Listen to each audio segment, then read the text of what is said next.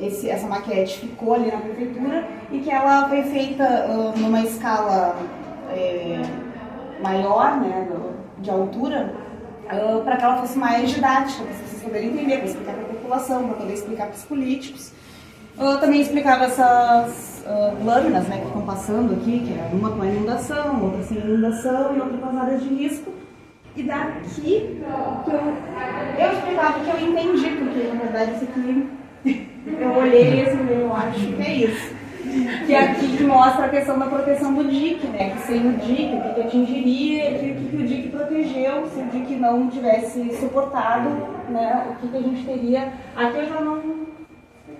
Mas aqui que eu entendi mais. E eu recebi algumas pessoas também da Serra, que foi bem interessante, um grupo de turistas que veio durante a Cana Doce. Então eu sempre. A minha mediação, como eu não sou nem bióloga, né, não sou especializada nessas áreas, eu sempre busco fazer uma conversa com as pessoas, saber o que elas entendem, o que elas passam.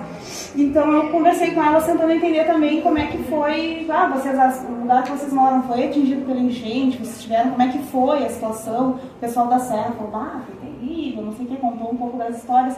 Então assim, meio que eu faço a minha mediação puxando por uma conversa também, ouvindo as pessoas que vêm, uma troca mesmo. E quando era criança, eu sempre convidava depois para jogar ali, que também, né, explicava a questão da vocês poderem interagir aqui para ver o nível de água, como subia. E as crianças sempre se interessavam também super pela questão de montar ali o quebra-cabeça, então sempre direcionava elas também para cá. E basicamente era isso, gente, era mais mostrar mesmo, dar uma orientação geral de como que essa exposição foi pensada, foi organizada, da onde que ela veio, por que ela surgiu. Basicamente isso. Bem simples mesmo. Obrigada. E uma curiosidade, né, em relação às maquetes, né, tu explicava que eles entendiam que era o mapa de Pelotas, faziam a associação com alguns perguntavam se era o mapa de Pelotas. Algumas já perguntavam, aqui é do mapa de Pelotas? Sim, é do mapa, tá? Mas vamos fazer aquela explicação da questão antropomórfica que tinha, né, que disse que eu não entrava nesses detalhes, sim. Mas da bruxinha e tal, isso não me adentrei. Mas sempre perguntavam e mencionavam. Tem alguma pergunta mais em relação à mediação da... Não vamos apertar, né? A Arthur não dá biologia que atuou com a gente faz um ensaio. Então te coloca ali, faz uma mediação para nós, do jeito mais ou menos. Bem mais ou menos. Falava quando chegava. Muita gente chegava já reconhecendo a cidade de Pelotas. Os que não conheciam falavam, não, pessoal, aqui tem um modelo de uma análise topográfica da região de Pelotas, da cidade, e aqui vai passando a projeção de conforme as inundações foram atingindo a cidade, como seria se não tivesse o dique, explicaram muito parecido com o que a Alice fazia, assim. Porque também eu fiz o técnico de edificações, mas eu perdi tudo, assim, conhecimento expert, viu? Não fica a dica aí. Mas era bem assim, e daí eu tentava localizar. Tipo, eu tentava me localizar nas regiões, eu tentava identificar, por exemplo, o canal São Gonçalo, que foi uma região de risco, daí eu explicava ao pessoal que morava ali na volta, que já tocou a canação para a gente subir as coisas para o segundo andar, para o pessoal ir se relacionando também de como é que foi, né? Porque muita gente que não era daqui não sabia como é que tinha sido a inundação em Pelotas, né? Mas na época da Fena Doce teve muita gente que veio de fora, então a gente também tentava localizar as pessoas para como é que foi a situação da inundação aqui na cidade de Pelotas. Também comentava que ela ficou localizada ali na prefeitura, né? Que o pessoal ficava sempre monitorando com a maquete, e foi basicamente isso, assim, porque eu também, como a Lise, apesar de ter essa formação bem minha boca não, né? Instituto Federal, Educação... minha boca por minha parte. Então foi mais ou menos isso. Agora da parte da biologia, se você quiser. Deixa eu te perguntar, assim, se tivesse alguma experiência, assim, mais específica aí, alguma experiência mais assim, que chamou a atenção, ou seja, com criança, ou com adulto, ou com idoso? Aqui, durante a mediação, muita criança tocando. Muita criança gostando da questão do toque, assim. Porque criança é basicamente isso, né, gente? Aqui com os bichos já é uma dificuldade. Aqui também foi uma coisa que as crianças vinham e tocavam muito, queriam saber onde moravam e tudo mais. Aí teve gente que também teve a inundação que atingiu mais forte, a gente ficou no mapa e ficava, não sei o que, lembrando. Então essas experiências que se relacionavam com as pessoas que foram atingidas de maneiras mais fortes, mais incisivo com a inundação. Foi uma experiência que foi legal, mas legal pelos motivos errados, né? Porque as pessoas foram atingidas e tudo mais, mas foi mais ou menos isso. Assim. E questão de criança, né? Criança é loucura. Criança sempre loucura. Sempre loucura. Pelo menos aqui eu precisava falar que o dedo ia, se encostar, o dedo ia cair, o cérebro ia derreter. Porque que os bichos falam isso. Não pode encostar, senão o dedo vai cair. Mas aqui era inclusive para levantar. Mexer, pode mexer. Eles adoraram. Todo mundo sempre tentando se localizar no mapa, Sim. né? Todo mundo tentava se localizar no mapa. Mas onde é que a gente mora, pai? Onde é que a gente mora? Aí sempre dava referência, porque o Mauro fez uma época que, ó, tá aqui o pontinho vermelho onde está o museu. Então, tá, vocês estão aqui, ó, tentem localizar a casa de vocês. Então, eu sempre começo pelo Porto. Eu não sei porque que meu ponto de referência aqui em Pelotas é o Porto. Daí, de cima pra baixo é Porto. Mas é assim, por exemplo, eu tô descendo em direção ao Porto. Não sei se é norte ou sul, alguma coisa assim. Só sei que o Porto pra mim é sul. Daí era assim que me localizava também. Aqui pra baixo é pro Porto, pessoal. Daí o pessoal se ligava pra aqui. Obrigada, Arthur. Quem mais de mediador aqui? Acho que agora Ai, Deus. vai lá, Rosalie, vai lá. Ai, Jesus. Tá bem informal, né? Bem informal. Vamos lá. Então eu vou apresentar como se vocês fossem visitantes aqui. Então, gente, esse é o modelo 3D da cidade de Pelotas. Aliás, parte da cidade de Pelotas, né? Boa parte a gente não consegue encontrar aqui por questão de a mesa ser pequena. Essa maquete, ela tá na horizontal, ela tá na 1 para 5.000 e na vertical ela tá na 1 para 3.000. Por que essa diferença? Pra gente dar essa exagerada na topografia, para que a gente consiga perceber essas diferenças de nível que a cidade tem, porque a cidade é muito plana, absurdamente muito plana. Então, para a gente conseguir perceber a olho nu essas diferenças, teve que ter essa exagerada. Deixa eu ver, aqui, essas cores que a gente está vendo agora da projeção, elas são da enchente de 41, tá? Aqui a gente tem um comparativo de como foi a de 41 e como foi a desse ano. A grandíssima diferença foi a criação do DIC, né, que as áreas onde estavam protegidas pelo DIC, elas não foram pegas. A maioria das pessoas que chegava aqui não fazia ideia de que a estrada do engenho era o DIC, né? Importante dizer também que esse modelo 3D ele foi usado na sala de situação da Defesa Civil para fazerem as previsões e as conversas com as pessoas. A prefeita fez várias lives usando esse modelo para explicar para as pessoas as áreas que deveriam ser desocupadas e quais os níveis de lâmina d'água que poderiam chegar. Deixa eu ver. Aqui a gente fez uma gambiarra pintando cordinhas para fazer a localização de várias coisas, como por exemplo o Canal do Pepino, o Arroio Pelotas, algumas ruas principais aqui de Pelotas, o próprio DIC, porque principalmente as crianças gostavam de brincar e mexer, tinha uma coisa colorida, a gente conseguia fazer uma localização melhor. Deixa eu ver, o que mais? Eu acho que o ponto mais forte, assim, principalmente com as crianças aqui, era esse modelo que podia ser submerso para a gente ver até onde a água chegou nessas inundações. E aí eu explicava que esse pedacinho aqui é exatamente... Cadê? Ah, meu Deus. Esse aqui. Então, aquele ali teve um errinho na impressão, então aquele ali a gente está usando dentro d'água, aquele ali ficaria submerso para as pessoas poderem enxergar até onde a água chegou. Aqui nós temos um modelo 3D da região de Pelotas, que a gente consegue enxergar bem pelo Arroio Pelotas, que é essa minhoquinha aqui, que eu dizia para uma das meninas, a Sara, de 6 anos, que veio aqui e se encantou e conseguia identificar tanto aqui quanto no mapa, e aqui, nesses aqui expostos, exatamente onde eram os principais canais aqui de Pelotas. No telão a gente pode ver a equipe que foi responsável, né, pela impressão e por toda essa maquete, e foi uma baita de uma função, porque tiveram que ser retiradas as impressoras 3D da Faculdade de Arquitetura, então elas estavam realocadas em vários lugares, na casa de várias pessoas, então esse contato foi sendo feito de forma online e depois juntaram tudo para fazer a montagem na sala de situação.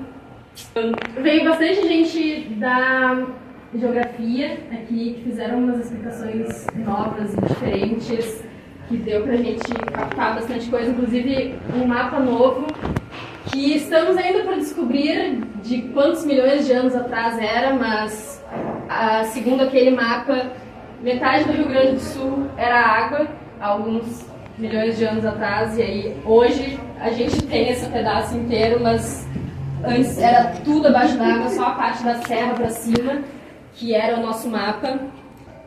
Com algumas pessoas eu conseguia ter uma maior liberdade de conversar sobre especulação imobiliária e o problema de aterrar os banhados da cidade, porque Pelotas inicialmente era uma cidade esponja, hoje eu não sei mais se a gente pode chamar assim, porque a quantidade de água que a gente deveria conseguir absorver pelo solo a gente não está mais conseguindo, e a gente vê as imobiliárias, nossos colegas de arquitetura e engenheiros também vindo com muita força, tomando todos os lugares possíveis e imagináveis da cidade de Pelotas. Então eu acho que um dos pontos mais fortes que eu acho que a gente devia ressaltar com esse tipo de exposição era conscientizar a população e fazer maior pressão política para preservar as áreas que devem ser preservadas, porque, segundo os nossos especialistas, daqui em diante a gente vai ter mais catástrofes, mais enchentes, mais problemas climáticos, e se a gente não está conseguindo suprir as nossas demandas de agora, daqui em diante vai complicar cada vez mais se a gente não mudar alguma coisa, o negócio vai ser muito feio. Mais ou menos o que dissesse, é maravilhoso. Não sei mais o que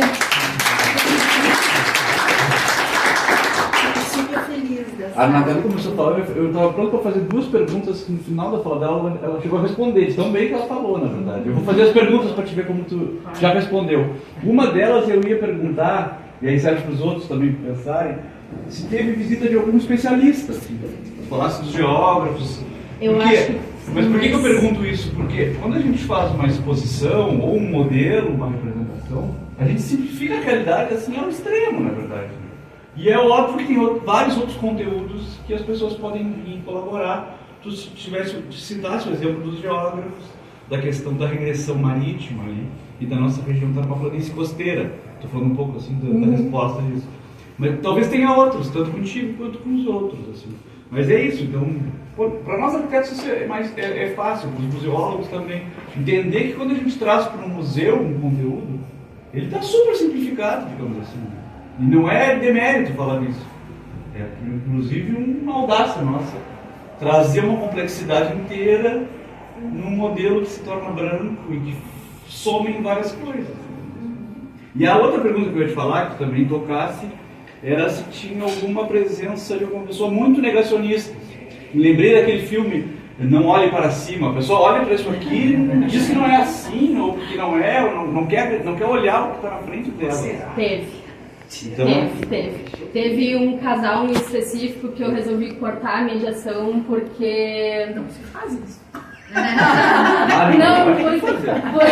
Não, às vezes quando a pessoa está muito reativa, a gente opta por diminuir um pouco a fala, deixar se elas quiserem perguntar alguma coisa ou não. Mas teve um casal que não sei exatamente qual a motivação, mas pelo que eu entendi, eles foram atingidos pela enchente, pelo que eu me lembro, porque foi muita gente, eu acho, eles eram do Laranjal. E uma das coisas que ele, bom, enfim, problemas de ter políticos de estimação entrou na conversa, mas também a frase do o que a gente mais quer é esquecer veio com muita força, assim, então eu imagino que tem um trauma ali que eles não estejam querendo tocar no assunto ainda. Eu tava contigo, eu vou falar um pouquinho de dois casos, né? Que foi o único dia que eu vim aqui tentar demonstrar para a Nathalie como que eu faria a mediação, porque ela estava começando. Caí de paraquedas aqui. Caí de paraquedas aqui, não, mas foi por livre e espontânea vontade, tu decidiste. Foi. E aí, foi a surpresa que a gente teve do Paulo Brasil do Amaral, sei se vocês conhecem. Sim, ele estava nas... Ele estava... Nos 2 dias, na quinta e na sexta, na das quinta, palestras. na sexta, eu acho que ele estava, né? Bom, e ele veio aqui, e veio como quem não quer nada, e começou a falar. E aí nós estávamos fazendo uma mediação com alguém, com uma família, alguma coisa assim, e ele começou a explicar e começou a contar toda a experiência que ele tinha, porque eu acho que ele trabalha um pouco na agência da Lagoa Mirim, acho que por muito tempo trabalhou, alguma coisa assim, e nos explicando a partir do mapa ali como que seria então, porque foi por um limite mínimo, porque se juntaram, né, a Mirim com a Palavra dos Patos ali, e aí ele começou a contar todos os impactos que teriam caso, te lembra que ele falou-se, por exemplo, dos absurdos das hipóteses de abrir para lá, e da questão dos biomas e foi assim, foi uma aula, assim, a gente ficou, né, impressionado. Ele é técnico em alguma coisa ambiental, assim, mas é um cara experiente, assim, um cara que viveu, acho que a vida inteira como em ONGs, eu acho que em coisas assim, como atuante, sei lá, tá? E foi uma aula, pelo menos pra mim, se tudo que ele disse estava muito correto, eu não sei, mas eu, né, fiquei encantada. Bom, o outro casal, que era o casal que morava lá nas Três Vendas, lembra? Veio uma família de uma senhora que eu estava com medo que tivesse essa questão, viesse à tona alguma coisa de negacionista, porque parecia o perfil, né? E aí daqui a pouco disseram, mas também, né? Quem é que vai comprar terreno lá, sabendo que Pelotas sempre, porque eles moram nas terras altas, né? E aí veio à tona toda, né, um conhecimento, né, histórico, que coisa que as pessoas realmente, né, quem vai fazer negócio hoje em dia não tem às vezes essa questão. A gente discutiu bastante, inclusive, sobre as questões, né, um pouco da resistência que a gente teve de divulgar o trabalho, né, que a gente viu que a mídia não foi incisiva justamente para ter o esquecimento, né, das áreas que sofreram, porque tem um impacto na especulação imobiliária impressionante, então é o esquecimento, porque eu tenho imóvel ali, né? Tu te lembra do focal que a gente fez? Tu lembra Sim, do cara que era sim, que ele estava danado da vida, a gente ali no bairro de Simões Lopes, a gente fazer uma reunião. Eles não estavam querendo ver mais os imóveis ali na Tipo assim, vamos esquecer, tem esse reforço ali, né?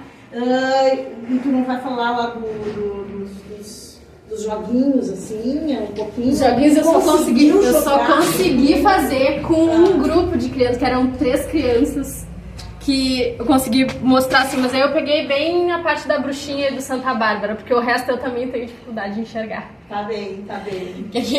Uma brincadeira para conseguir fazer as pessoas se localizarem dentro do mapa de Pelotas, conseguirem ter ele mentalmente, conseguirem montar ele mentalmente. Então, tem algumas figuras que a professora Adriane conseguiu identificar para que formassem essas figuras. Os alunos de arquitetura, não fiz só eu. Ah, tá bom. Para que eles conseguissem identificar. Ah, vem cá. Vai ter que ver aqui. Eu estou em dúvida também, Natália. Mas eu faço a minha mediação, que é aquilo lá, tá? Mas Então, boa tarde, pessoal.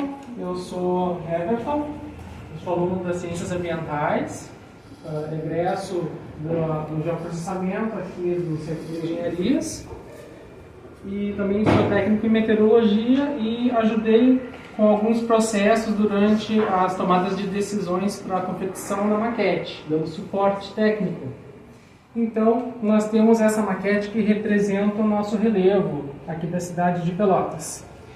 Ele está numa escala de 1 para 5.000, mas para ficar mais claro, a gente imagina assim que a altitude em relação ao nível do mar de Pelotas é muito pequena, é mínima. Em geral, algumas áreas da cidade costumam ficar entre 2 e 3 metros no máximo, mas alguns pontos excedem um pouco mais e vai até uns 7, 8 metros no máximo. Então, somos uma cidade de uma área costeira, né? Costa Doce. Então nós temos a cidade sendo cortada pelo canal São Gonçalo, que entra aqui pela Praia do Laranjal, nessa região. E também temos algumas pequenas hidrovias, né, outros canais internos na cidade que contribuem para os nossos arroios, né, e o canal que deságua no Laranjal. Porém, durante o evento extremo que a gente observou em maio, né, desse ano, todas as nossas forças foram testadas naquele momento, né? Então, para contextualizar, a cidade recebeu uma carga d'água muito grande vindo de Porto Alegre, da região do Guaíba, né, onde aconteceu o primeiro pico da enchente. Lá, no caso, foi uma enxurrada, né, que veio da serra, escoou de todos os vales, né, da serra em direção a Porto Alegre e Guaíba. A água se concentrou. Só que como a gente não tem uma definição exata se é um lago ou se é uma lagoa, essa água ela tem assim uma dinâmica diferente lá dentro. Ela se comporta das duas formas, como se fosse um lago ou um rio, né? Eu disse lago, lagoa, mas é um lago e um rio. Então ela tem um comportamento misto. Então ficou concentrada aquela água. E quando isso começou a acontecer lá, nós já sabíamos aqui em Pelotas com antecedência, mais ou menos uns 20 dias antes, que teríamos problemas. Então, uma equipe interdisciplinar formada por profissionais da área da engenharia, ciências ambientais, engenharia ambiental, engenharia hídrica, geografia, os profissionais também da arquitetura, enfim, N áreas, né? Modelagem matemática, economia, várias pessoas se juntaram e formaram um comitê de crise que foi instaurado depois aqui na cidade. Mas isso 20 dias antes eles já sabiam que aconteceriam esses problemas aqui na cidade. Então começou a se especular, né, vamos montar esse comitê de crise para poder preceder os eventos. Só que a água leva um tempo para chegar aqui. Então isso já estava estabelecido, a água começou a vir, eles começaram o monitoramento ambiental, né, das condições da Lagoa dos Patos. Eles sabiam que haveria uma margem entre 5 e 8 dias para a água que estava lá em Porto Alegre chegar aqui. Só que não se imaginava que seria tanta água, e a água não parava. E chovia, e chovia, e chovia, e aquela água começou a se acumular, e uma vazão enorme veio em direção à Zona Sul. E superou a enchente que ocorreu em 1941. E eles sabiam que seria grave mesmo, porque se lá foi mais alto do que em 1941, então com certeza a repercussão seria pior aqui, porque aqui também teve uma grande repercussão em 1941. Então esse comitê de crise começou a se antecipar para tomar medidas protetivas para a cidade, né? Medidas de engenharia, digamos assim. Então o que foi feito? Construção de um dique provisório na Praia do Laranjal. Eles sabiam que aquele dique era só uma defesa temporária, ela não ia resistir tanto tempo assim, porque é a área mais baixa da cidade, né, em contato com a água direta. Então, quando a vazão chegou com força, ela simplesmente mudou o fluxo da água, que em vez de sair do canal em direção ao Laranjal para a escoar em Rio Grande, ela começou a voltar, e voltou com muita força. E a concentração dentro do canal São Gonçalo era muito maior do que a própria Lagoa dos Patos. Ela chegava a mais de 3 metros dentro aqui do canal São Gonçalo. E a enchente começou a se propagar. Então, o que eles fizeram de imediato para proteger o centro da cidade foi reforçar o nosso dique em uma noite específica, quando houve o risco iminente do rompimento dele, porque o dique ele suporta apenas até 3,13 metros da lâmina d'água desse lado aqui, na Marina Ilha Verde, né, em direção ao centro da cidade. Então eles tiveram que reforçar, porque começou a haver uma trinca aqui no dique, no fundo do dique. E uma trinca era o suficiente para começar a desmoronar e a água nunca mais iria parar, né? E essa região, infelizmente, é a região mais funda dentro da cidade. como é que a gente percebe isso? Bom, aqui nós temos a maquete e por cima delas nós temos uma projeção que mostra as simulações computadorizadas, feitas pela a professora Daniela Buschi, lá do Departamento de Modelagem Matemática, que casualmente é minha orientadora. Então, aqui nós temos a mancha de inundação real, projetada, e essa é a mancha de inundação modelada por ela. E, infelizmente, ela se consolidou, ela se confirmou. Porém, eles fizeram mais de uma versão dessa modelagem. Uma versão considerando a não existência do DIC com dados relativos a 1941. Alimentaram os modelos com dados de 1941. Nisso, eles sabiam que grande parte da cidade seria inundada. E fizeram uma nova modelagem, agora com a existência desse DIC. E eles falaram, o DIC só vai suportar até 3,13 metros. Até 3,19 metros, perdão. E daí na noite, que chegou até 3,13 metros, foi assim, o pior, né, de todos. Acho que ninguém dormiu aquela noite. Então correram, trouxeram bombas para fazer drenagem do lado interno, né, do bairro que moramos, aqui no São Gonçalo, para drenar para fora. E aí a gente fica pensando, meu Deus, mas a água está desse lado e eles estão drenando para cá. Claro, é porque esse é um processo para fazer o amortecimento dessa água. Quando ela é sugada aqui e jogada para cá, ela leva um tempo para voltar. Aqui não dá para ver na nossa maquete, mas existe um canal aqui também, que ele transbordaria e inundaria esse lado. Então essa é a área mais profunda. A lâmina d'água aqui, caso tivesse rompido o dique, ficaria facilmente com 1,5 metro de água aqui dentro. Casualmente eu moro aqui. Fiquei 22 dias fora de casa, na iminência de ter inundação, né? Não voltava para casa porque tinha medo que ocorresse. Eles monitoravam, inclusive, dentro do bairro, das casas, dos condomínios, as galerias. Eles iam lá e filmavam e mandavam dentro dos grupos, né, dos moradores, porque a água estava subindo e chegando muito perto da galeria. E sabia, se dessa noite não passa, ou é hoje, né, se resistir hoje, vai resistir. Então, porque ele sabia que era o último dia do pico, né, que iria ocorrer aquela inundação. E a água bateu na galeria e bateu em 3,13 metros do lado de cá. Daí não atingiu o máximo, que era 3,19 metros, né, que causaria o rompimento. Ainda assim havia um problema embutido aqui. Como a água estava voltando, né, em direção à cidade, a inundação ela iria ter um comportamento de correr por baixo das nossas galerias. Como assim? Aqui a gente tem um mapa que mostra, né, a ação do dique protegendo a cidade e a mancha de inundação que se consolidou. No caso, do lado de cá, deu certo, bacana, né, protegeu mesmo. Aqui ela se consolidou inteira, a inundação. Aqui ela está invertido, por isso que eu confundi aquela hora que está invertido. Então, esse mapa, antigamente estava, ele mostra o recorte aqui da Ferreira Viana. A gente tem bem esse recorte aqui, né, a pontezinha. A água, mesmo que ficasse concentrada desse lado, ela ia começar a entrar por dentro do sistema de drenagem urbana e iria sair do outro lado pelas galerias, ou seja, os bairros seriam inundados por dentro. Não iria ser por uma onda de inundação como foi no Laranjal. Elas seriam inundadas por dentro de casa, assim, pelos bueiros, né, pelos ralos. Então a água ia voltar e inundar tudo. E ainda bem que não aconteceu aqui, porque como essa área é a mais funda, aqui demoraria muito mais tempo para a água baixar, né? Porque não teria como retirar essa água daqui. E daí teve uma polêmica desse lado da cidade também, com a questão aqui do Parque Una. Por que sumiram os dados do Parque Una? Por que sumiram? Por que não tem o dado do Parque Una aqui, né? Por uma questão muito simples.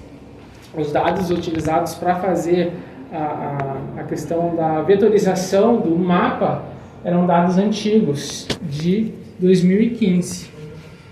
Então eles correspondiam ao período pré-Parque Una. Se tivesse sido utilizada aquela projeção direta aqui, a lâmina d'água seria muito funda, porque essa região foi aterrada para poder ser construído o Parque Una ali. Então as pessoas iriam se apavorar, iria ser um pandemônio, assim, Deus nos acuda, meu Deus, vamos morrer afogados, entendeu? Porque ia ser complicado. Então o que eles fizeram? Eles simplesmente omitiram aquele recorte do próprio Parque Uno, porque já estava aterrado e era uma lâmina d'água diferente, então não seria tão fundo como estava mostrando naquele momento. Essa parte sim, essa parte seria totalmente real, né?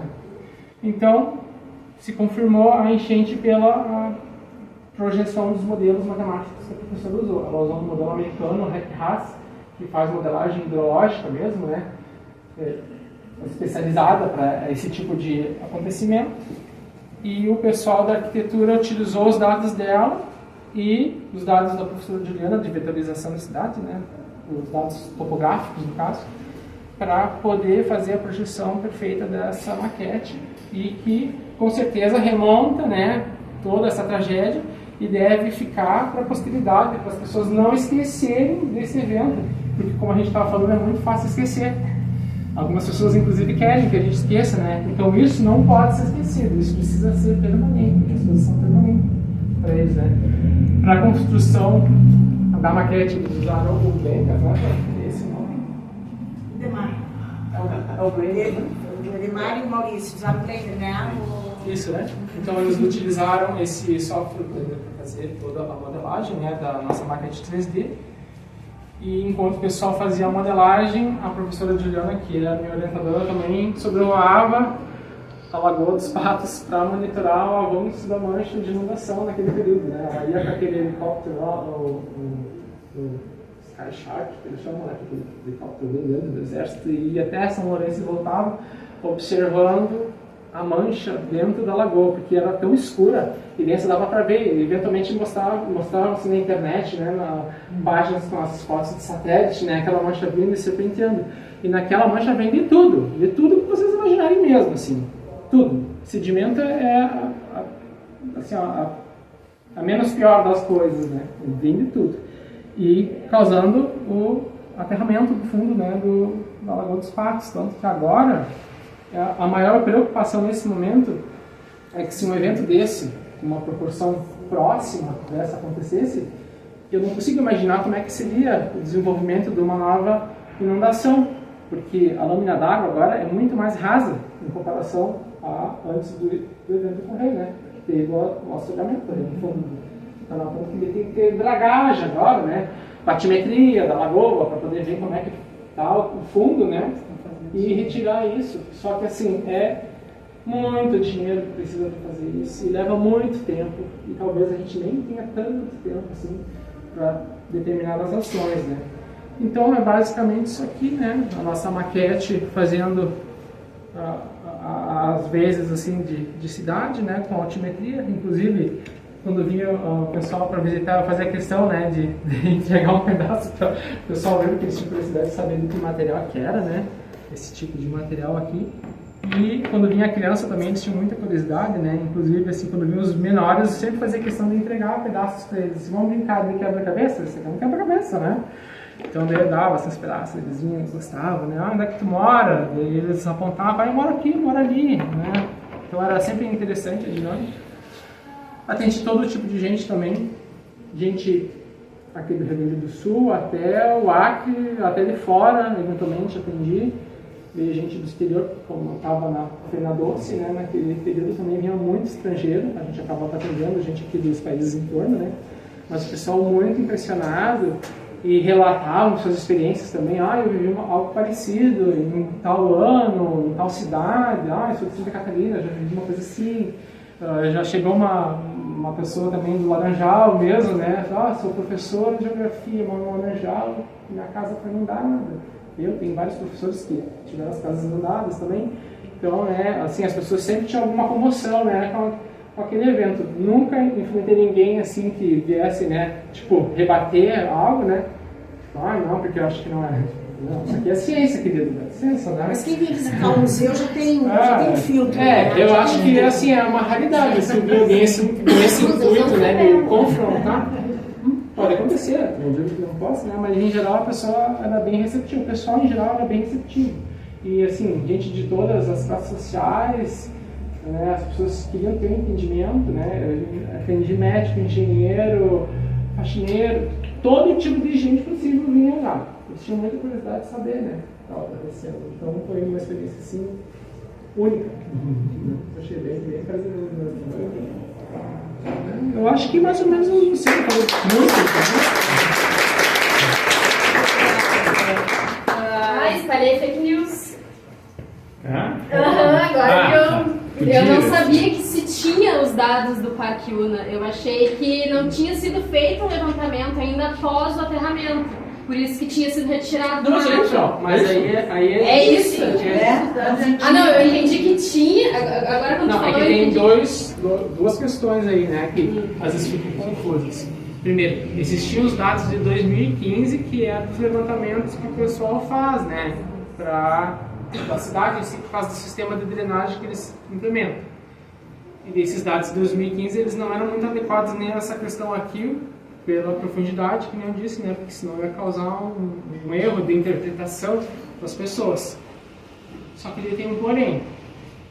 Tipo, o Parque Una foi construído. Onde é que estão os dados do Parque Una agora? Quem possui os dados do Parque Una agora? Existe um sistema de drenagem lá dentro. Dentro do chão, que eu digo, né? Alguém fez isso. Sim, eles têm essa Quem ilumina? Exato. Exato. Se puder corrigir um pouquinho, assim, só o mapa, ele não precisava ter ficado pintado de cinza, ele podia ter assumido uma cor média, que seja. Pra representar. como ele Eu tá achei que tinha justamente sido dentro. omitidas as informações justamente para não gerar pânico. É porque todo o entorno dele está No com fundo, foi isso que estado, foi né? Podia ter sido pintado de rosinha. Na minha avaliação. Eu falei a mesma coisa. Por que não deixaram também, né, Uma cola mancha média, ali, né? né? Porque, tipo, de qualquer forma, o Parque Una jamais ficaria inundado dessa forma, na atualidade, assim. Fisicamente, Sim, não porque a ficaria. interpretação é que o Una está numa situação que não teria. Só que ele podia. Para evitar de pintar ele de roxo, pintaram de cinza. Foi outro essa, extremo. na verdade, Você pega uma foi cota claro. média, entendeu? Representava o que estava numa cota média. Ele só Mas aí foi um momento O resto da ali. cidade, né? É isso. É. Tu olha a Mário, Isso, parece a que cor tá na tá terra, ali. Tu vê que essa parte recortada está inserida na parte que teria a maior lâmina d'água. Poderia né? ter pintado de. Poderia ter sido feita, não. Mas é uma questão do momento, entendi. também. A mancha roxa no Navegantes tudo bem, no Parque Una seria algo absurdo.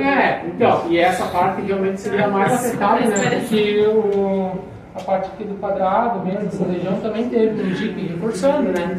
Então, seria realmente assim um extravasamento muito grande. Embora a gente sabe, né, que existem áreas de invasão, né? Áreas de pessoas que tomaram posse dessa região, que nem aqui o Ponta da Barra. Isso aqui é um horror. Essa gente aqui vai sofrer sempre, para sempre. Não importa o que seja feito, assim, ó, quem mora aqui sempre vai sofrer com enchente. E não é assim, esse desastre apenas, entendeu? Tipo assim, toda vez que tem uma chuva muito forte, sobe água ali. Tipo, não precisa chegar nesse extremo, eles têm água dentro da casa. Então assim, eles não poderiam estar aqui. Da mesma forma que o pessoal que mora aqui desse lado, fora do... Além do dique, extremamente grave isso aqui, essas pessoas extremamente vulneráveis, entendeu? Então, assim, para tirar as pessoas, esse foi um outro ponto muito importante também durante o processo, né, da confecção da coisa.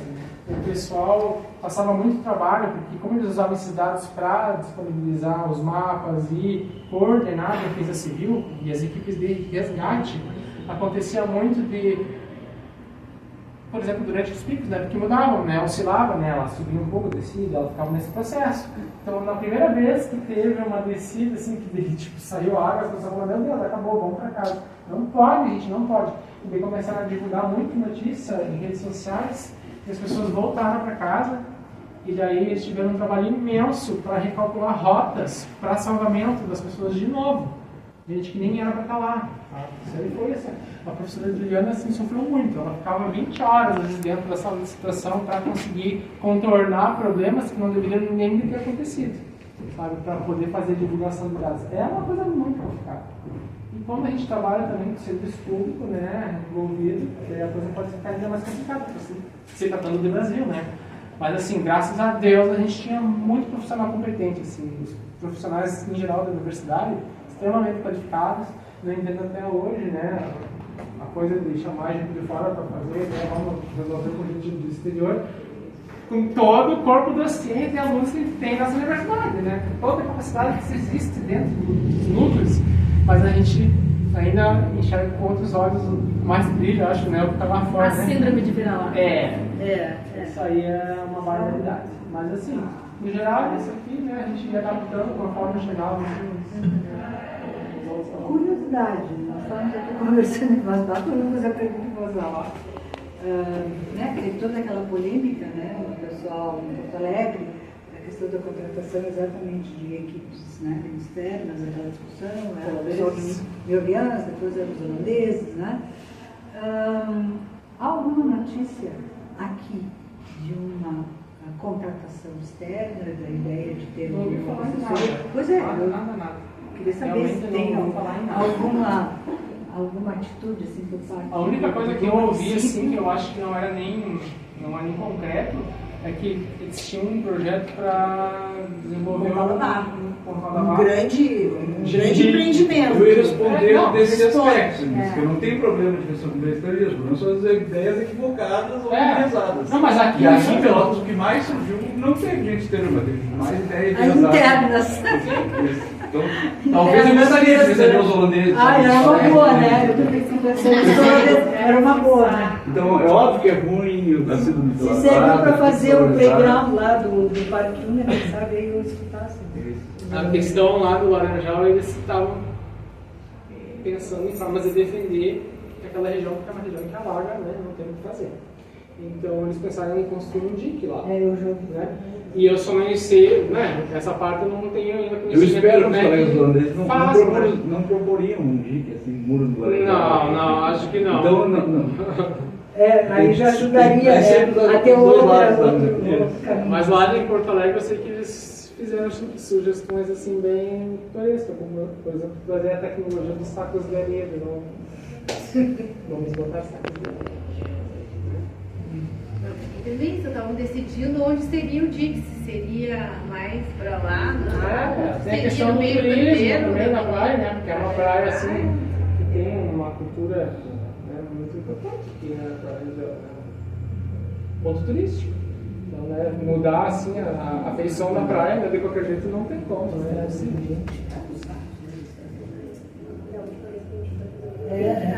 Ainda estava ali. Não tiraram os sacos ali da estrada do Engenho. Nem não, acho que não. Na verdade, eu pedi uma vez assim, eu estava indo para a faculdade de manhã e eu pedi para o Uber se se importa de dar uma volta ali. Ele falou, não, porque eu também estou curioso, então vamos. Né? Pegamos a estrada e fomos lá dentro. Daí eu olhei assim, nossa, né? Tá feio isso aqui ainda, né? Ele falou, mas quando passava aqui, a água estava batendo aqui na beirada. Daí a água estava lá no fundo agora, né? Mas a água estava aqui na beirada. Pois é, não, mas isso aqui, tudo esburacado. Não, isso aqui não é esburacado. Essa é a terra que eles colocaram correndo naquela semana antes de subir a água. Aqui embaixo tem um asfalto. Isso aqui é o asfalto. Eles aterraram isso aqui porque a água ia passar por cima. E teve uma polêmica bem naquela região ali que é onde colocaram O bombeamento. no fundo aqui, né? Exatamente bem naquela área ali. Onde, tipo, tem um conflito, né? Você está tentando erguer defesa. Eu ouvi que nós fomos salvos pelos arrozeiros. Eu ouvi isso. Tá certo isso? Eu quero mentir, não. Eu ouvi isso. Que os heróis de tudo. Moço. Que honra. Não, eu ia pra lá agora. Tá. Não. Entra. Tem mais espaço aqui pra você. Eu achei que tu tinha vindo pra cá. Mas eu ia pra lá, achei que ia estar lá. Bem-vindo, Giovanni. Então, pessoal, assim, ó, o nosso primeiro mediador, como eu falei, foi o Otávio, né? O Otávio fez uma mediação que está lá registrada, a gente chegou a fazer uma conversa que nos deu, né, fôlego e suporte para poder ter coragem de meter a mão nessa maquete. Então, de qualquer maneira, agradeço, né, de antemão, um montão, Otávio. E então, e aqui a gente tem dois palestrantes do ciclo também, que é o Giovanni, né, e o Otávio, que nos ajudaram também a provocar todas essas reflexões, digamos, né, que se propôs essa exposição. Então, de certa maneira, assim, eu agradeço assim, imensamente. Eu quero que os mediadores, depois ali no grupo, que eu tenho eles todos, eu vou colocar, né? E principalmente vocês que deram, né, suporte teórico, né? E mostraram que isso é uma discussão que, né, todos vocês, nos seus campos, né, já vêm, né, demonstrando, e como acho que foi a Nathalie que estava falando, ou tu também estava dizendo, né, que conhecimento, né, existe construído, né, o que faltou foi esse chamamento, assim, para realmente poder dar suporte para agora, porque o problema é esse, né, aqui nenhum de nós sabe o que está sendo feito, né? Como que está sendo feito, quer dizer, esse diálogo com a universidade, cadê? Quando teve o comitê de crise instalado, foi um Deus nos acuda, construíram, chamaram, porque era no desespero, acabou, eles continuam fazendo diálogo com os técnicos, ou com o governo, ou com, sei lá, não sei, a gente não chamaram sabe. alguém de fora, como fizeram que estavam querendo fazer uma coisa ali. Quem é que está pensando o que vai ser o mundo? Isso aí também recai sobre a situação que a gente está assim, em plena campanha, né? Política, no Estado, na universidade. Isso então, deveria todo estar conflito. na falta dos políticos. Então acaba que todo o conjunto da obra ali, né, acaba causando isso. Né? Nem as queimadas também, é como se fosse um universo paralelo. Não, e a gente também aqui, ó, o pessoal daqui tentando suporte de outras universidades, até lá da Universidade da URGS, né, que eles têm todo o sistema lá na parte da hidráulica lá, e estavam tão preocupados com as coisas deles que eles não conseguiam dar suporte, viu? Teve que se virar mesmo, assim, então Deus não acuda por aqui. Né? Não dava. Eu acho que, assim, ó, vamos pensar dessa forma: o que teve de falha em algum momento durante a execução dessa parte aqui, se teve alguma falha muito pronunciada, gente, foi porque não tinha tempo para pensar, sabe? Tipo, a coisa tinha que acontecer naquele momento. Sabe? Não dava, não dá, deixa. Não, vamos, gente, agora, já, sabe? Não dava para pensar. Era coisa assim, ó, de minutos, assim, então. Se isso aqui fosse construído assim, né, de um ano para o outro, vamos ver os dados, vamos analisar os dados agora, né? Imagina? Mas não, né? Era assim, era para ontem, né?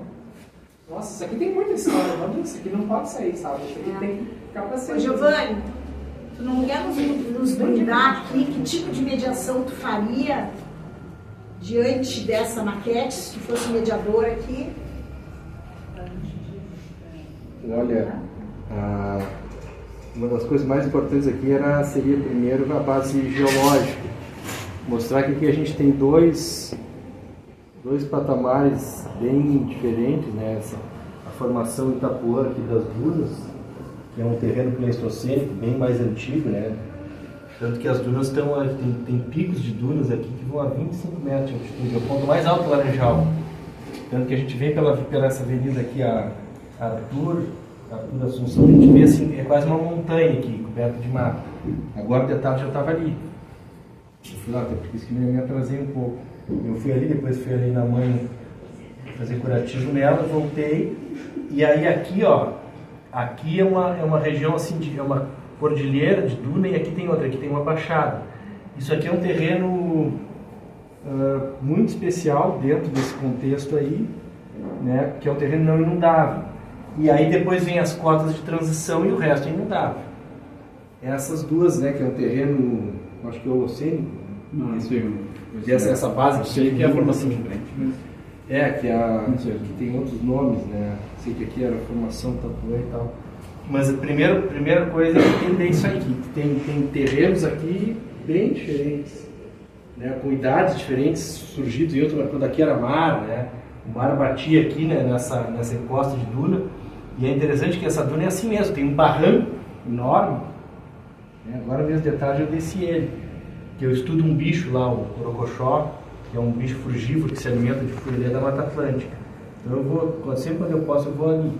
Então essa parte aqui é toda florestada e ela entra aqui dentro com uma floresta turfosa, assim, em cima de turfa. Uma floresta exuberante, assim, uma mata atlântica super exuberante. E é uma faixa de transição.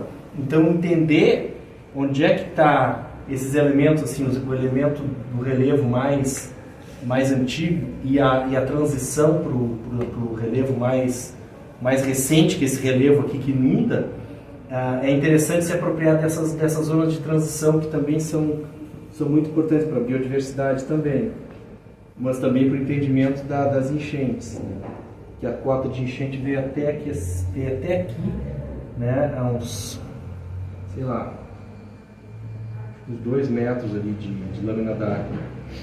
E nisso adicionar a questão do intercâmbio com as paisagens vizinhas, né? Do ponto de vista assim, de transporte de sedimentos e de biodiversidade, que é o Arroio Pelotas. Que o Arroio Pelotas ele vem lá da cascata, digamos que essa parede aqui seria a Serra dos Tapos. O Pelotas vem, né, trazendo mata ciliar, aqui estaria o cotovelo aqui na Galateia, e aqui as matas ciliares que sobraram. E antigamente essa mata ciliar vinha com floresta contínua, floresta mesmo, árvores gigantes, que ainda tem hoje lá no Retiro. Que a gente passa na BR-116, a gente vê aquele bloco de mata ali, assim, é uma mata primária lindíssima, assim, árvores de quase 30 metros, assim, é uma Amazônia de Pelotas ali. Passa o dia caminhando por dentro da mata, o Arroio Pelotas, assim, lindo, intocado, assim, tem um pedaço ali intocado. Ali, aquela mata seguia, maravilhosa, assim, poderosa, até aqui.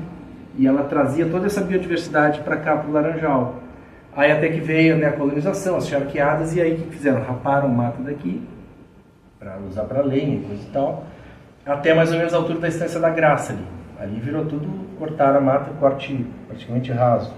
Mas do Retiro para cima ainda tem essas manchas de mata primitiva, a mata virgem, que se diz que nunca foi cortada. Só que agora, gente, tem acontecido o seguinte, como, né, parou-se de cortar floresta, cortar mata, a mata vem se regenerando. E aí muitos bichos e plantas da serra estão voltando a colonizar aqui o Laranjal. Os parentes da serra nossa, dos Tapos, né? Não a serra da Gaúcha. E quando tu fala Retiro, só para nos localizar, é Ponte do Retiro, aquela que a gente vai para Porto Alegre, tem uns troços de concreto, umas rodas de concreto. Aquilo é o Arroio Pelotas, que vai lá no cotovelo e dobra e faz. Dali, essas manchas de floresta? O Retiro já é uma mancha de floresta. Depois, já é. O Retiro já está nessa base da colônia. O Retiro já é, tanto que tem um pedaço de mata ali que tu entra, assim, passa um dia, assim, tu anda quilômetros, mata, floresta gigante, árvores. Eu tenho. E já que eu te interrompi, sabe um ponto? Eu vou falar contigo, Tom, que eu acho que tem mais contato. A gente estava falando da supressão do dado do Parque Una aqui, mas um outro aspecto que eu olho esse mapa estranho, acho que é importante registrar, é que não tem modelagem dessa outra margem do Arroio Pelotas aqui. Por algum motivo, acho que não pega a área urbana, assim, o perímetro urbano, essa mancha não está pintada aqui. Então, essa mancha de inundação, que está representada de um lado da margem de Pelotas, ela vem para o outro. E aí é porque o dado não está no perímetro urbano, então não tem. Então, mas tem alguma supressão aqui que causa algum equívoco aqui. Então, há uma mancha de inundação para esse lado aqui, que faz fundos para esses condomínios. Se eu fosse por uma perspectiva mais assim, como eu posso dizer, conspiratória, eu diria que poderia ter alguma influência, inclusive, desses condomínios, essas coisas aqui, de olhar para esse lugar como se fosse um intacto. Aqui há um lugar de essa mancha de inundação aqui, ela não aconteceu assim como está. Não, eu sei que não, mas eu nem estou querendo dizer que vai inundar, mas é área de influência de uma linha de drenagem, do Arroio Pelotas, na verdade, que tem para esse lado para cá.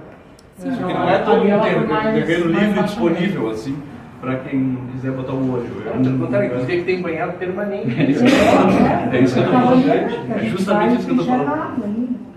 Então isso está restrito aos dados que eles tinham do limite urbano. Geralmente quando se compra esses dados por metro quadrado, por pixel, e aí se compra o perímetro urbano, se faz algum recorte assim, e às vezes se deixa áreas que são importantes, porque daqui a alguns anos o perímetro troca e o empreendedor chega ali. Mas qual seria então a expectativa em relação a essa área? Aqui, isso aqui tivesse tudo vermelho e laranja. No mínimo daqui para baixo, aqui, no mínimo até uma portinha do condomínio. Sim, mas em imagens aéreas que eu vi de drone que filmaram, chegou uma lâmina d'água, aumentou, transportou esse banhado. O banhado aumentou o nível dele ali. A gente olha assim, parece que é um terreno intacto. Assim. Pois é. E pode ter gente que está projetando. Tanto que mais adiante tem plantação de arroz, né? Não, e assim, ó, a importância dessa representação justamente para demarcar, né? E a ação imobiliária está se valendo dessa. Por isso que naquela maquete, a maquete que eu tinha apresentado, que era para educação ambiental, eu fiz questão de botar essa conexão, a Serra dos Tapos, a nossa serra aqui, que vem lá, o ponto mais alto ali em Campo Sul, ali, que é 503 metros de altitude. Ali é o ponto mais alto do Arroio Pelotas. Ele nasce, tem 2 pontos acima de mim. Pelas cartas do Exército, eles têm 2 pontos assim, ó, 503, 505 metros, assim, um pouquinho a norte da cidade, ali são o ponto mais alto das cabeceiras do Arroio Pelotas. Aí vem, mas mostrar essa conexão, né, por isso que eu fiz a maquete, que a nossa região aqui ela não está isolada, ela tem todo um contexto de transporte de sedimentos, de biodiversidade, enfim, de elementos que a gente nem enxerga, são invisibilizados. Então é interessante fazer essa ligação assim, dessa nossa região mostrar isso, a conexão com a zona serrana, que traz tanta biodiversidade. E essa biodiversidade que foi perdida com esse desmatamento do Arroio Pelotas, né, no tempo das charqueadas, e agora vem recuperando. Por conta de abandonar aqui a parte ciliar e está crescendo uma capoeirinha. E uns bichinhos que não apareciam aqui nas matas do Marajó estão aparecendo agora. Resume-se que é porque está brotando de novo a floresta. Então, isso é um ponto importante. E aí isso dialoga com toda a questão da recomendação agora de fazer soluções baseadas na natureza para combater as mudanças climáticas. Isso é universal, assim, dentro do ponto da ciência, né? A gente estaria, inclusive, na década da restauração do ecossistema. E aí a restauração das matas é tida como, além de influenciar no clima local, coisa do momento ali, a árvore ela é um ar-condicionado, e as florestas, as árvores, né? Como a floresta, ela sequestra carbono.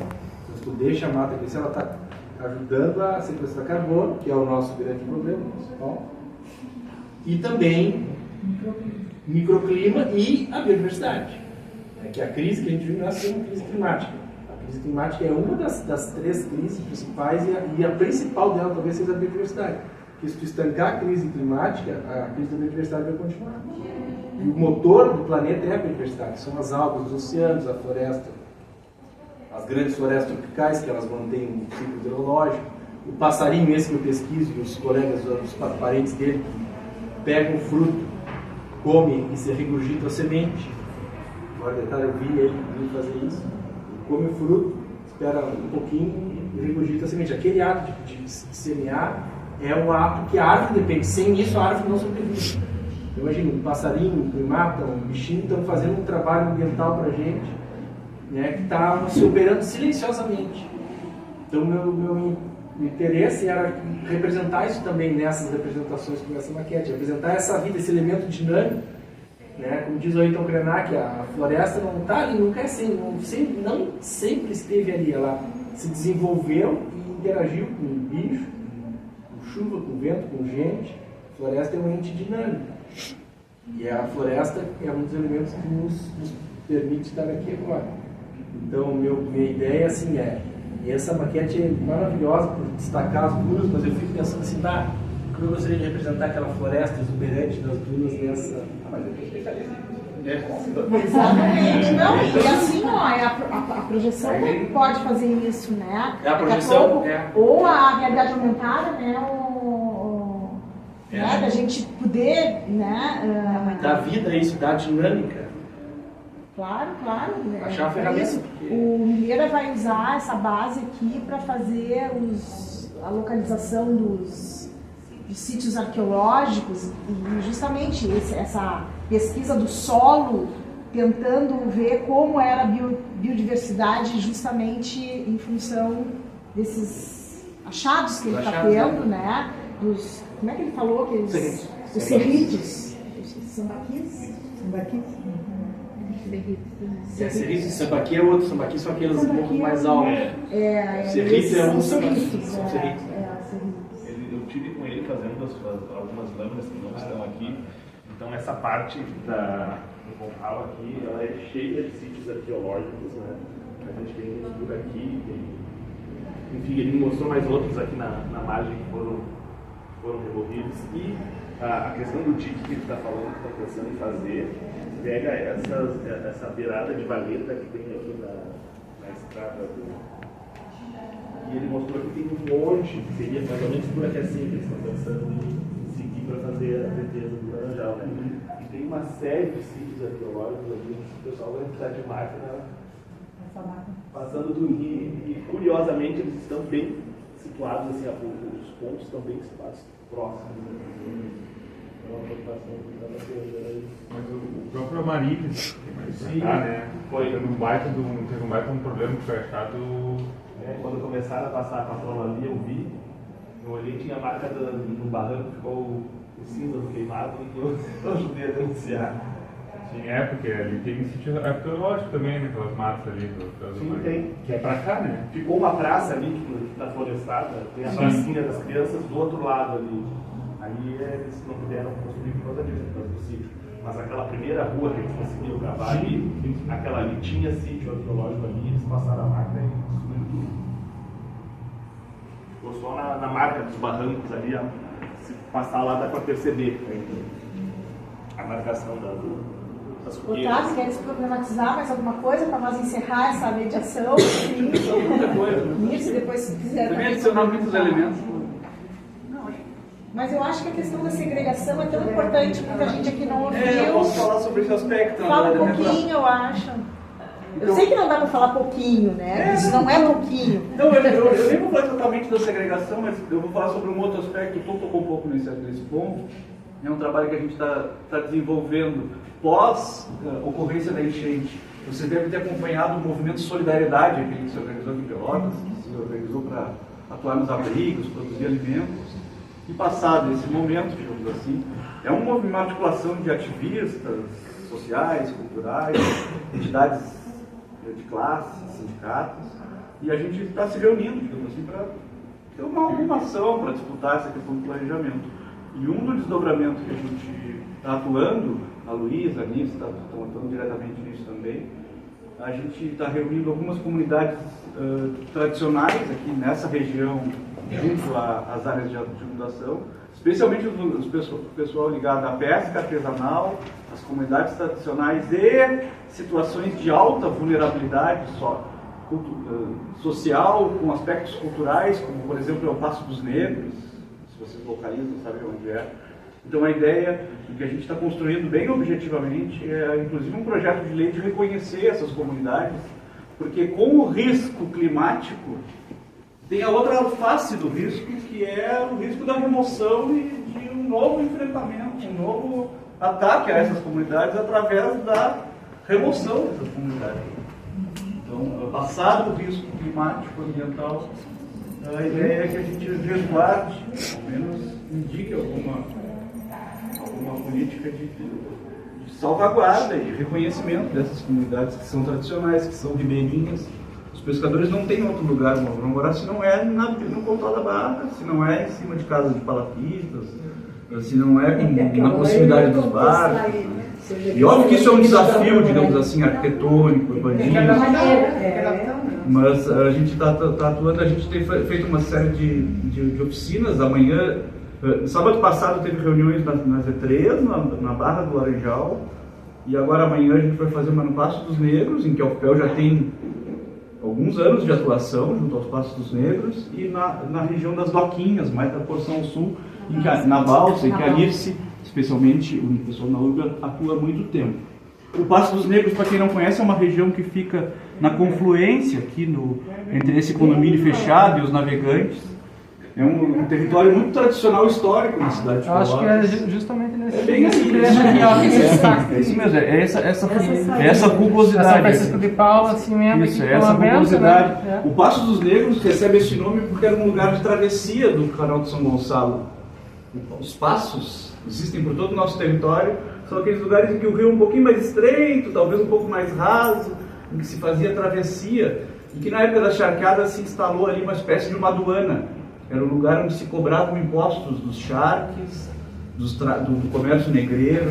Primeira ponte de Pelotas está ali, aquela ponte de árvore, não é? É uma ponte, não é uma ponte sobre São Gonçalo, sim, mas é uma ponte antiga, uma ponte histórica ali, está ali no Passo dos Negros. Então o Passo dos Negros era um lugar assim de confluência. Tem uma pintura muito antiga do Debré que mostra os escravos fugindo, porque como era um lugar onde se cobravam os impostos, era um lugar onde as embarcações paravam, dava oportunidade para talvez o escravo fugir, então era um lugar assim, de muita ancestralidade. Tem essa comunidade, inclusive tem um projeto de um arruamento, um dos primeiros arruamentos de Pelotas ocorreu no Passo dos Negros. Não é o arruamento que existe hoje lá, mas existe um projeto antigo.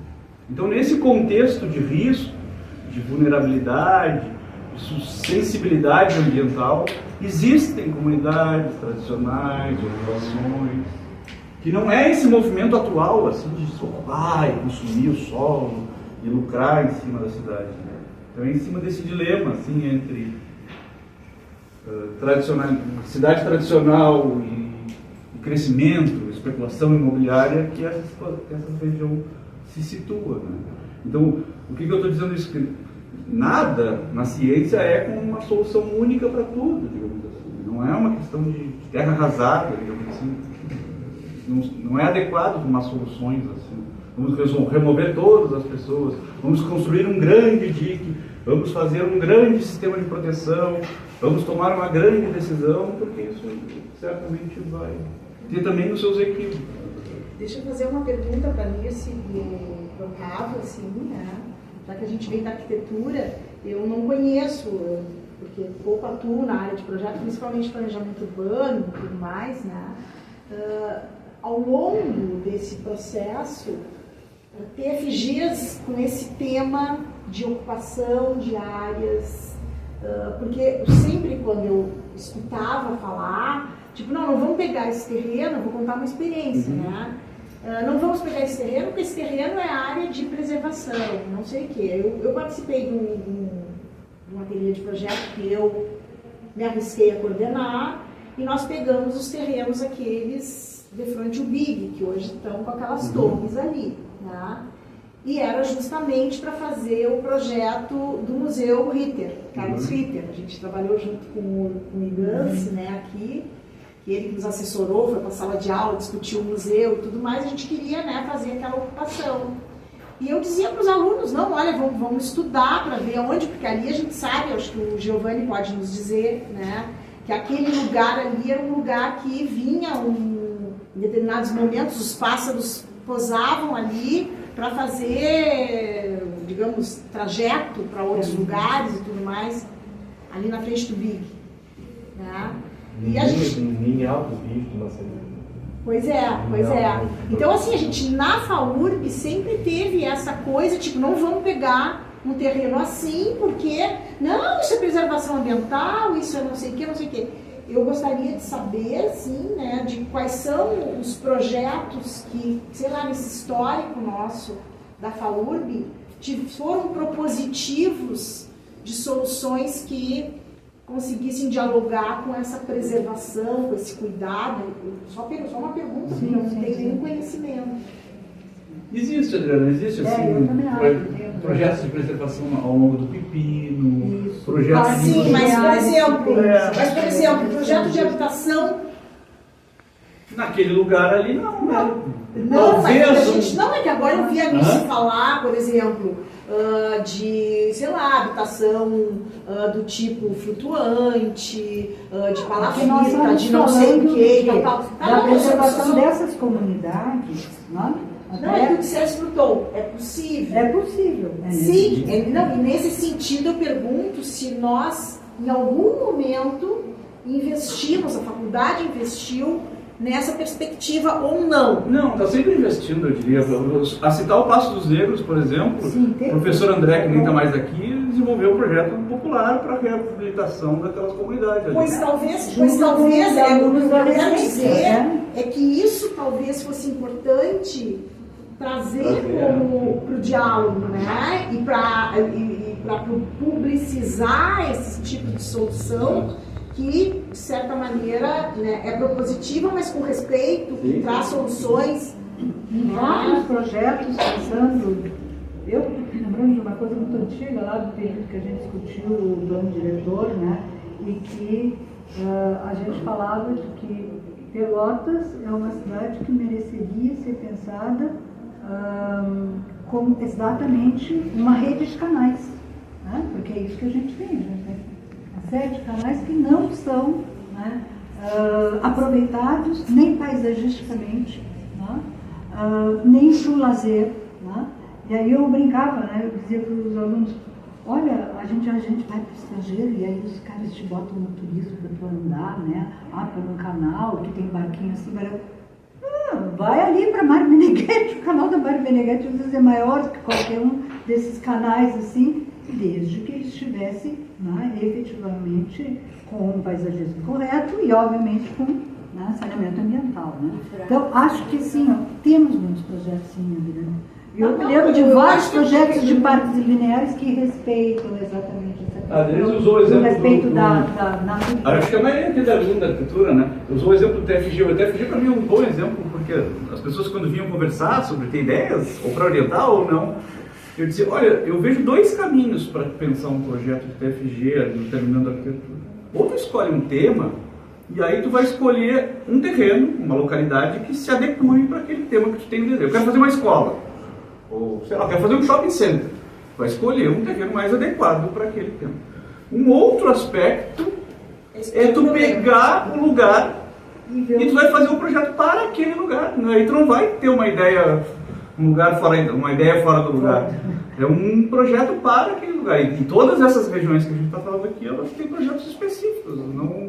Não é possível pensar outra coisa na Barra do Laranjal que não uma comunidade de pescadores que está lá há 60 anos, na verdade.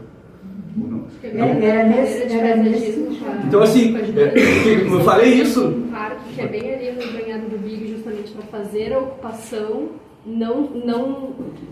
outras empresas não comprarem e que a gente consiga colocar uma barreira e um uso útil. Aquilo ali é eu falei isso para nós, como arquitetos, não devemos ter receio de termos da preservação. Pelo contrário, é um lugar a ser projetado. Só que não é qualquer projeto que a gente vai projetar. Mas é um lugar a nós projetar. Sabe que esse terreno, infelizmente, eu acho que ele realmente não vai conseguir ser preservado por muito mais tempo. Porque, pelo que eu ouvi assim por alto, aquela região a gente tem o hábito de falar banhado, né? O banhado, aqui o banhado, tudo é banhado, né? Só que nem tudo é banhado, às vezes é misto, e aí abre brecha. Que é aquela problemática que um professor deu, que é o Suzuki, que consegue escapar da legislação em função da altura. Como é que é o nome do parâmetro? Eles usam tudo que tem de brecha. A quantidade de dias que ficava inundado, exatamente, mas tem um nome técnico específico. O nome da cor, com a cor da argila e tudo mais, e que a gente consegue escapar da legislação em função dessa especificidade que a gente tem. E é muito difícil, assim, quanto mais em direção ao pontal, mais dinâmico isso se torna, porque vai mesclando mais a coisa da Mata Atlântica, né, com a nossa mata local, assim, né, com a coisa... Então, em seguida, assim, eu quero convidar vocês, pelo menos, eu trouxe um agradinho feito em casa, tá? Que é um lanchinho, um docinho, tá? Que é, assim, que eu gostaria muito de agradecer o pessoal, a mediação que teve aqui incansavelmente, né, segurando esse diálogo com a comunidade. Eu já venho, claro, do grupo que está aqui, que produziu as coisas, eu já venho agradecendo, assim, cotidianamente, mas esse evento, justamente, assim, é mais uma homenagem aos mediadores, tá? Eu gostaria que vocês que estão no grupo ali dos mediadores, que transmitissem, assim... Eu acho que a UFPEL agradece, não sou eu que estou agradecendo, né? Eu acho que é o conjunto da obra, né, agradece, tá?